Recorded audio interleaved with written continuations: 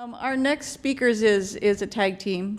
We'll be hearing from Nicholas Smith and Bob Deal. Nicholas is an ecologist with Region 6 and also works for the PNW station and state and private. And Bob Deal is a research forester with the PNW Research Station. Stanley talked a little bit about ecosystem services this morning. These guys are going to circle back to that and talk about its study, kind of where it came from, and how it's being integrated into Forest Service policy. So help me welcome Bob Deal and Nicholas Smith.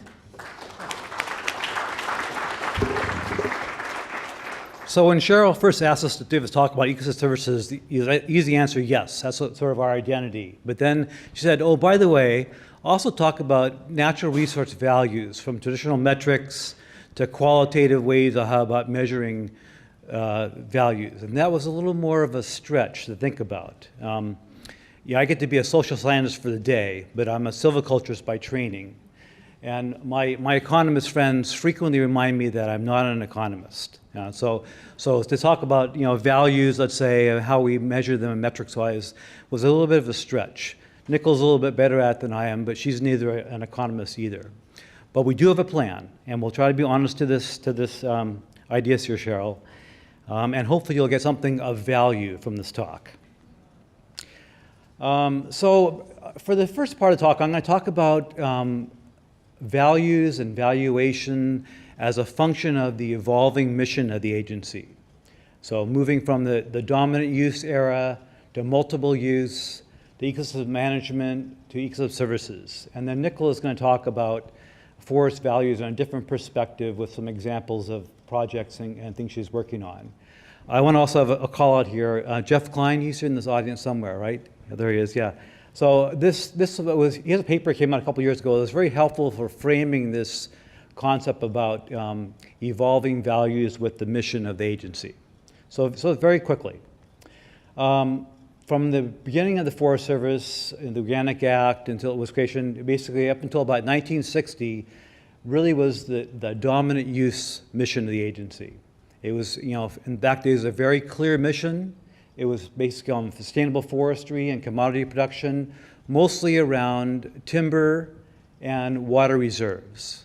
So for valuing timber, it was fairly straightforward, sort of Faustman valuation techniques, optimal rotation for even age management, timber production values, board feet, dollar values, even timber targets. For water, it was both water quantity and quality, but also control of water. Flood protection in particular were a really important part. So this was an early part of the agency was a clear mission, and the valuation was fairly straightforward as well. In 1960, an important multiple use sustained yield act kind of broadened the mission of the agency. Beyond just timber and water, you had range, you had fish and wildlife, you also had recreation. And one of the key components of this multiple use was something that people don't often recognize, is that no use was supposed to be greater than any other. Basically, a balanced use of these 5 major uses. And so this became an era of optimization values, basically having things even. That's the area of for-plan and in-plan came about the agency. Okay, so it was really trying to get the most you could out of these 5 key areas. Also, it was an important time for doing recreation use, multiple resource models, some of the non-market values that Curtilla et al. Worked on. So, but it still didn't work so well. The public was not happy with this multiple use concept. They didn't understand it. I think we still were maybe too focused on timber. So it's led into the area I call ecosystem management, okay? And this was really from the 1880s until fairly recently. And again, things like the green forestry with Jerry Franklin, Hal Sawasser's New Perspectives, ecosystem management. And in this case, it was valuation looking at things like trade-off analyses, public preferences valuation, things like that, trying to get different ways to do this. And I think this is my sort of interpretation, there was this real desire to produce the best managed ecosystems possible for fish and wildlife habitat, old growth, timber, water, etc. But they forgot an important part of the equation, that was people. okay? And for this group is obviously, the best managed ecosystem for ecosystem stake is just not going to work unless you include people in that equation. So I think, I wouldn't say ecosystem management has failed, but it hasn't achieved what it was really desired to in the past. And this has led to the current idea of ecosystem services.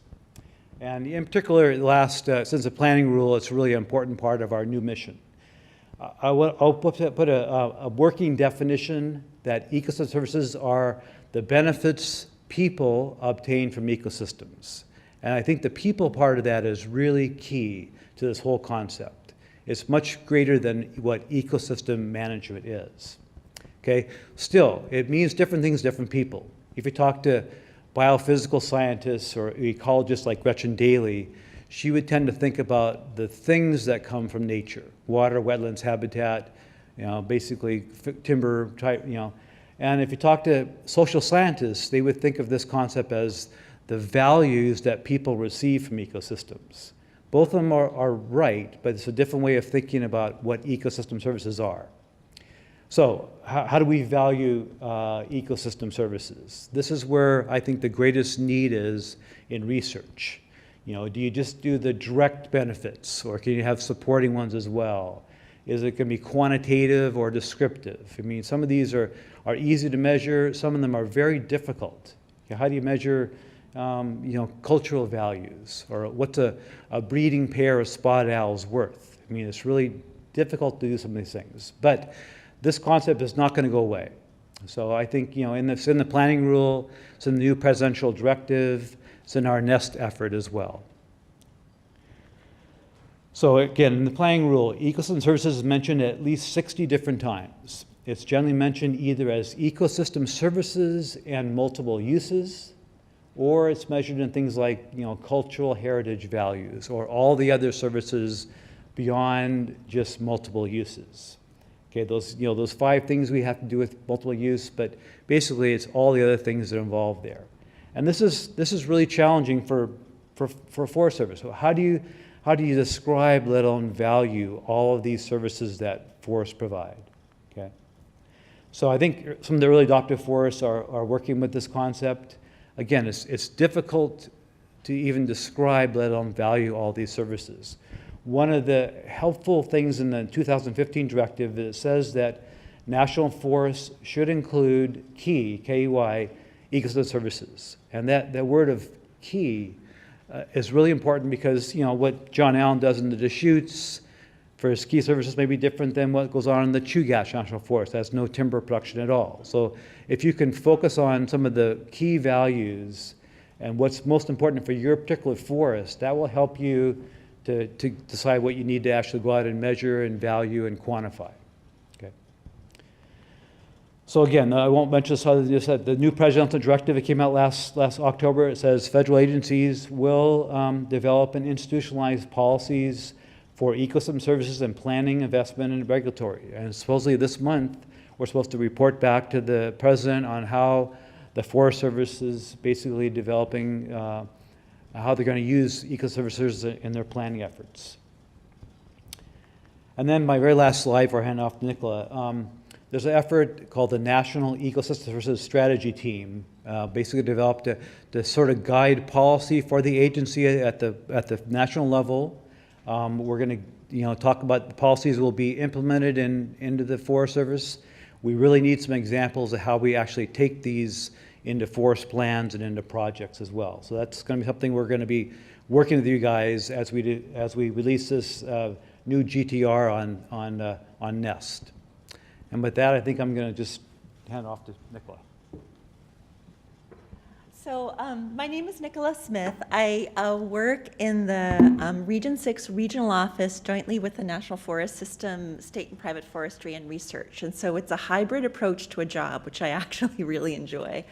And so part of my job involves working with National Forest to get at these questions that I think all of us are grappling with. And the reason why we're here is we all know that forests matter. This is the field that we chose to go into. But how do we tell that story? And how do we define that value? And so John alluded to the three legs of the stool. You know, we talk a lot about ecology, economy, and society as defining our priorities in forest management. There's also emerging schools of thought that perhaps the environment is actually the basis for our success in these other two domains. And how can we really understand the connections between a well-functioning ecological system and our ability to persist as society on the planet? And so this is a little cartoon that I drew representing the Forest Service budget system, right? So we receive dollars through defined budget line items that are sometimes referred to as silos. And the way that Congress asks us to define our performance is in terms of discrete units such as the board feet that we produce or the acres that we treat. But of course, you all as natural resource professionals know that it's about a lot more than that, right? It's not just about the acres themselves, but it's about where those acres are, what the results of those actions are. And so I think concepts like ecosystem services have the potential to help us get to more meaningful articulations of why forests matter and why forest management matters. And Cass spoke to this earlier on this morning, that this dilemma of how can we speak meaningfully about nature and management of nature has been part of this field for decades. So I learned a tremendous amount from John Allen in working with the Deschutes when I first came to the region. And John, I don't know if you even remember discussing this with me at one point, but part of the issue is how we choose to talk about things. So part of it is the language and the way we frame the importance of forests and our relationship with forests. So the words matter, but how we choose to think about these relationships also informs our actions and how we manage the land. So how might we get out of these silos and speak more meaningfully about connections across our programs and what that means in terms of ecological, social, and economic outcomes? So Liz Grinspoon has been leading an effort in the region per the request of our regional forester to try to get at these questions of how do forests contribute to communities. You know, in this exercise, it's primarily economically, and I've learned a tremendous amount from working on this team and understanding what information do we have readily available to us to answer this question as compared to what are some other stories that we might be interested in telling. And so it's very meaningful to communities to talk about relationships between national forests, job creation, and labor income. I mean, that's logical, that's understandable. We're also able to count certain things such as board feet, the biomass that we produce. We have data relating to our rangeland program.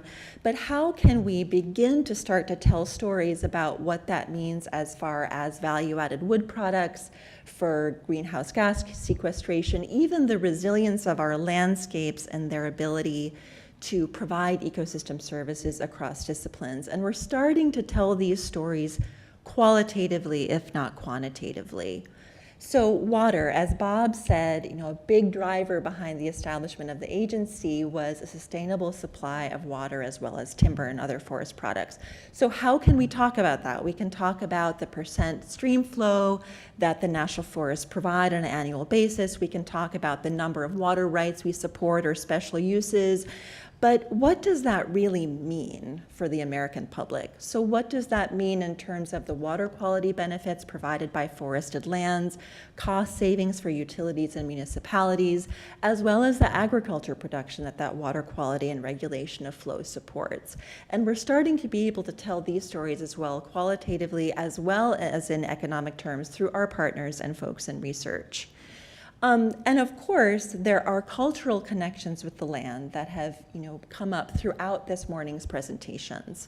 So how can we start to define that and talk about that? And I found a quote from one of the very first Forest Service landscape architects, which I really love, in framing the importance of national forest system lands in terms of those cultural benefits as being perhaps even more meaningful than the forest products that we provide for the benefit of the American public. So there's an emerging interest as well in the importance of nature for public health. There's even insurance companies that are starting to invest in natural resource management and the outdoors, recognizing that our interactions with nature are very important for us, both physically and mentally. And a lot of findings suggesting that we need to look to the practice of psychology, as others have talked about today, to start to frame the importance of forest lands for the well-being of the American public. So Lee Cerveny will be speaking about human ecology mapping after lunch, and Liz is also very involved in this effort, as is Rebecca and Diane and others here in this room. And what I really like about this tool is that it's an accessible way to start to capture these relationships. So how do people care about the land? What are the nature of those values? Does that have to do with family traditions? Does that have to do with employment and income? Where spatially on the landscape are these places important? And what are some stressors that people receive either on those ecological features or the things that they value in a very low-tech and accessible way? Just briefly, I'll touch on one example of how forests and ranger districts are trying to bring this more integrated approach using ecosystem services in project level planning. The Deschutes was the first to go down this path, followed by the Willamette and now the Rogue River Siskiyou, and there's people from all of those forests here. This project that I'll briefly touch on is actually in its earliest phases, so that's a major caveat that we're still learning about how to do this. The Gold Beach Ranger District is in Southwest Oregon. It's in Curry County, right? So there's really interesting brainstorming that goes on about what is the best way to define the relationship between public lands and local community well-being and economic development.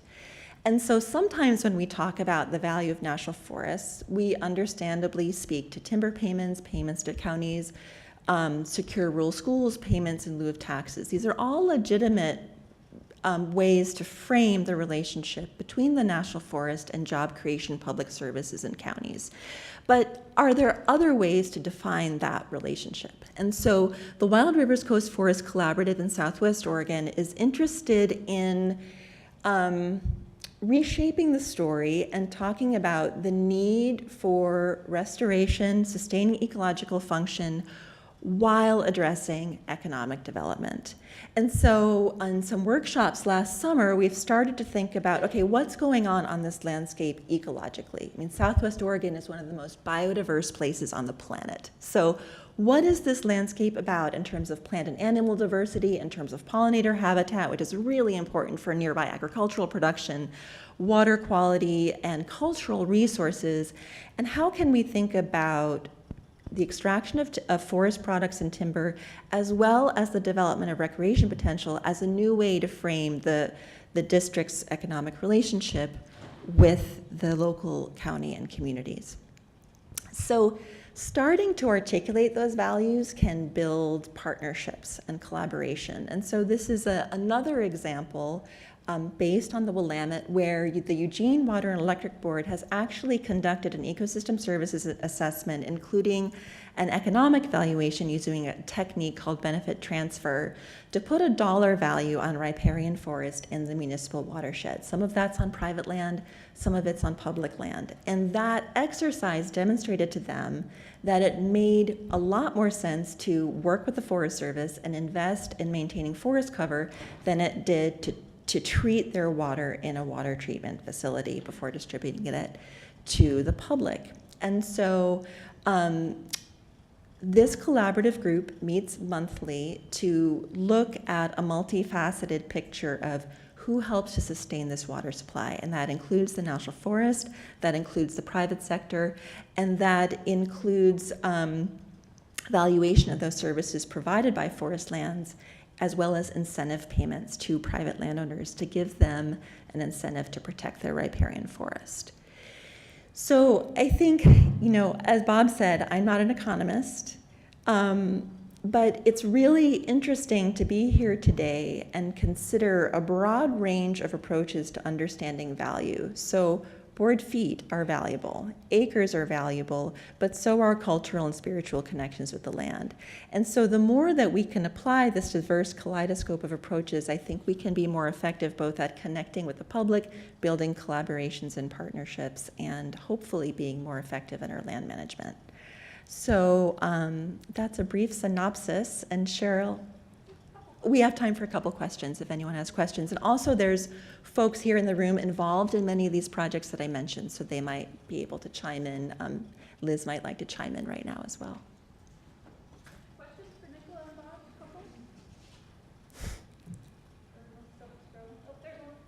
I don't know if it's necessarily a question just for you or for anybody who wants to pitch in on this, but all morning I've been thinking about the bird situation since we managed to survive that this last winter. As far as the concerns the agency people might have about that, there seems to be a growing sector, at least maybe it's just my perception right now, but this growing sector of dissatisfied at the other end of the spectrum. Like, so it seemed like for the last 15, 20 years we were dealing with an environmental contingent that was willing to climb trees and chain themselves to equipment and sabotage things. And while the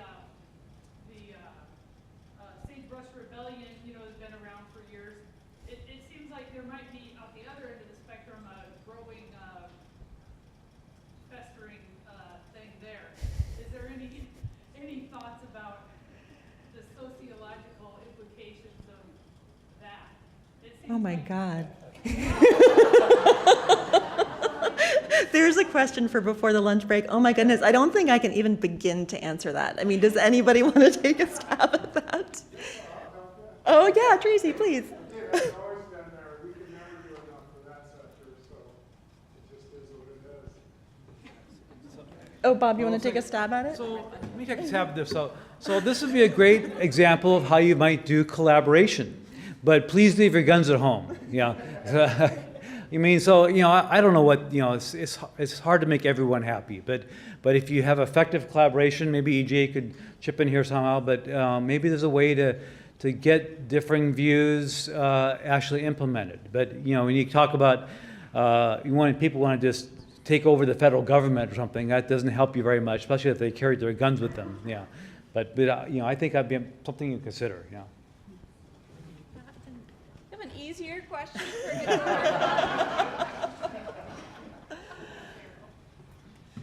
All right, well, Yeah, I actually had a thought about that, thinking about Michael's presentation. I mean, I'm sure, as all of you know, in some cases it just comes down to culture, moral identity, things that are completely intractable. And sometimes I think it can be hard for us as public land managers to figure out how to rectify things that are based even in people's religious traditions or, that may not even be about natural resource management per se. And so the Region 6 is talking a lot right now about the missing middle and how to create a space for people who are not at those polar opposites but can actually engage constructively.